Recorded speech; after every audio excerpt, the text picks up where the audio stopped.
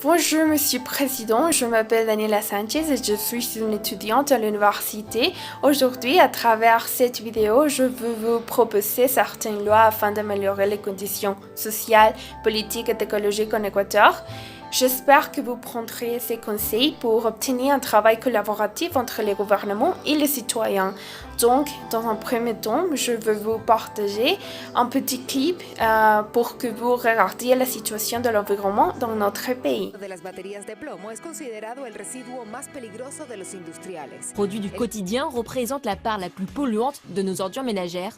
En effet, ils contiennent des métaux lourds comme le nickel ou le mercure présents dans les piles-boutons. Il en suffit d'une seule dans la nature pour contaminer 1 mètre cube de terre ou 1000 mètres cubes d'eau pendant 50 ans.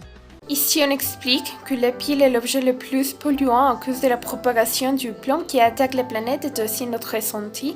Par conséquent, les plombs produisent des problèmes neurologiques et cardiovasculaires. C'est pour ça que je propose comme première loi la défense absolue de jeter les piles dans les poubelles et vous pourriez mettre en place la production de conteneurs pour les recycler. La deuxième loi que je vous propose est l'interdiction totale de mendier ou de donner de l'argent dans la rue. Je sais qu'à cause du Covid-19, la mendicité a augmenté, mais la plupart des gens qui mendient, notamment les enfants, sont obligés par leurs parents alors qu'ils ont l'habitude d'arnaquer ou voler. Alors, je vous conseille de créer de nombreuses opportunités d'emploi et d'accès gratuit à l'éducation pour éviter cette situation. Et la troisième loi, pour moi la plus importante, est qu'il ne faut pas harceler aucune personne, surtout aux femmes. Si c'était possible, on pourrait emprisonner ceux qui essaient de le faire. Et je crois que cette loi nous aiderait à équilibrer la sécurité sociale.